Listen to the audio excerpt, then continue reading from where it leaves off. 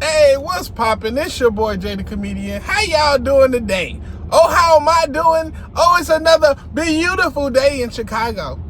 It's a little chilly, I'm not gonna lie to y'all. Anyway, today I would like to talk to you guys about the ongoing court case. It's not ongoing anymore because they got slapped down by the Supreme Court. Pew, pew, pew, pew, pew. Okay.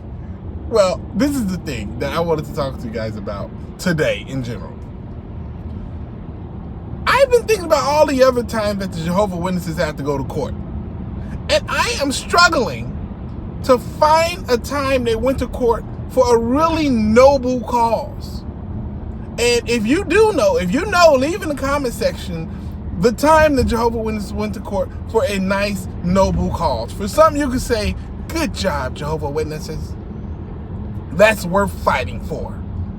Now, the one I can remember like the furthest back is the one about the blood doctrine, or religious freedom.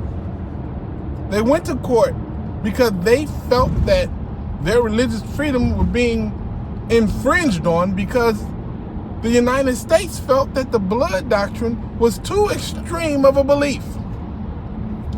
They didn't think that any religion should allow their members or even preach that their members should perish on the operating room table by refusing blood, especially that of someone that's underage. The Jehovah Witnesses went to court and fought for the right for their members to die. And they won! They went to court and fought for the right for their members to perish on the operating room table, and they won. Don't seem very noble to me. And then you have the other one. The Jehovah Witnesses went to court and fought because they were being sued about their disfellowshipping policy. And you know what? They won again. And this is the crazy part. Their argument was basically this. Yes, this is our rules, but we're not forcing anybody to follow the rules. There's a little coercion in there, but they're not putting a gun in nobody's head to get them to follow the rules. No, not at all. But they do find a way to make people follow their rules. It's just funny because all their power comes from their members. But their members don't even know that they have the power. They think that the leaders have all the power, when in actuality, if all the members were to wake up right now, the members would have, the governing body would have no powers at all. But they've done a good job of brainwashing everybody to make sure that exact thing never happens. It may be a 1 or 2 people waking up, but there's never going to be a mass awakening. I'm hoping to do, though. But anyway, now they're in court, or they were in court, fighting for the right to hide people who hurt kids from the authorities, to keep those people confidential. Are you kidding me? They're fighting for the right to not protect kids. Are you kidding me? Really? That's what you fight for? So let's go over the list again. They fought for the right for their members to die. They fought for the right to rip families apart via the Disfellowshipping Act. Now, mind you, the Disfellowshipping Act has called people to hurt themselves permanently in some cases, in a lot of cases actually. I don't even want to know what number it is, but I know the number is probably very high. And now they're fighting for the right to not protect kids. Like, if it wasn't so sad, it'd be comical. If it wasn't so horrible, you know what's gonna mean? But that's where we're at. That's where we're at right now. And I don't see how anybody that has knowledge of these situations can remain inside of this organization. Is this really God's organization? Is that really what you think God would do, huh? You believe in God, right? Is that how God get down? God fights for those things? I've yet to see them fight to, make sure everybody has food and, I've yet to see them fight for human rights and stuff like that. They'll fight for their own rights as far as religions and stuff, but I don't see them going against a tyrannical government unless it infringes on their religious beliefs. But they will not help people at all. They swear up and down, we're going from door to door to help people, to save people. But instead of actually making up a nonprofit and going out and actually stopping violence inside of low-income communities and getting together with politicians and stuff to make sure certain things get passed so they can actually help people and save people. Don't you think people need to be alive to receive the message of Jehovah? Let's work on keeping them alive also. Let's get some food drives going. Something. But no. They will spend millions upon millions upon millions of dollars to fight these court cases who arguably are the most disgusting things you can fight for inside of the court of law. They shouldn't even be allowed to do it. But they keep winning these court cases, except the last one. Oh, they did not win that one at all. And that's even funny because apparently Jehovah helped them win the first two, right? They took victory out of the jaws of defeat.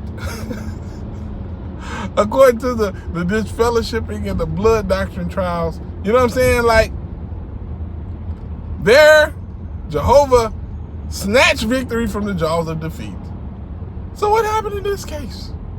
It's almost as if even Jehovah was like, nah, not this time, y'all. Y'all tripping on this one. Y'all is tripping.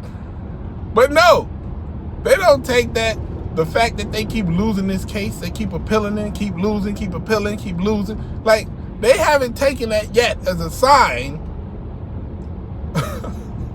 that even Jehovah's like, nah, fam, this ain't the one right here, buddy. Nah, this ain't the one at all, buddy. No, they just keep fighting it. It's almost as if they don't even believe in Jehovah. And they just want to keep their money. Wouldn't that be funny? If this entire thing wasn't about religion and it was about money?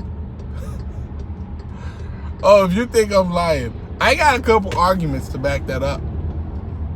For instance, they have people out of field service for 840 hours a year if you're pioneering. And if you ask most of those people, how many people have you brought into the religion? They'll tell you 1 to 0 or 0 to 1. If somebody says 1, I'm shocked. In the span of 1 year, you meet somebody and you get them to come into the organization. If you do that, I'm shocked. The only way you can get 2 people is if they're in the same household. If you get an old married couple or something like that. That's the only way you can bring in 2 people. You're not going to bring in more than that, really, usually.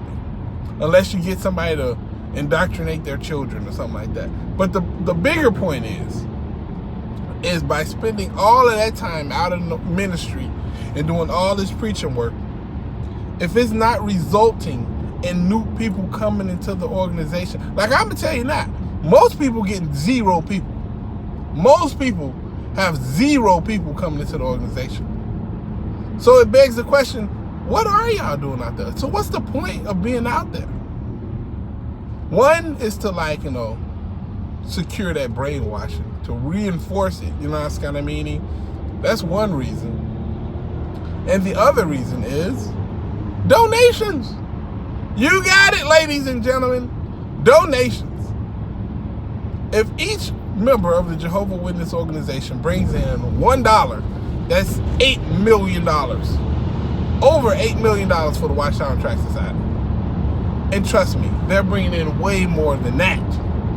as far as like donations, because a lot of people, while they won't join the Jehovah Witness organization, they'll donate $1 or 50 cents or a couple bucks. You know what's kind of meaning? Like, they'll do that, no problem. That's not a problem. And since they'll do that, then hey, those dollars add up, bro. Those dollars add up real quick. That's why you have people out of field service for 840 hours in the span of a year. For free now. Remember, they're not getting paid to do this. They're going out and getting money for the organization for free. They're not collecting a dime. If they go out there and they bust their knee on a curb or something like that, the Watchtower and Track Society will pay absolutely exactly $0 toward their medical costs. Understand that. Understand that. The witnesses won't even ask for it. Oh yeah, I busted my knee out of field service. You know how many times I slipped and busted my butt out of field service in the Chicago winters? I got Kingdom Hall shoes on, and it's in Chicago, it's ice. I should have wore my boots. Bust my tail several times on the way in and out the Kingdom Hall. Should have sued the pants off of them. But yeah, you know what I'm saying? Like, the religion isn't really a religion as much as it is a business. And they're in the business of making money. Lots of money. So, in conclusion, man, I don't really see anything noble that they're going to court for. The things that I remember them going to court for are very, very shady things, to say the least. You know?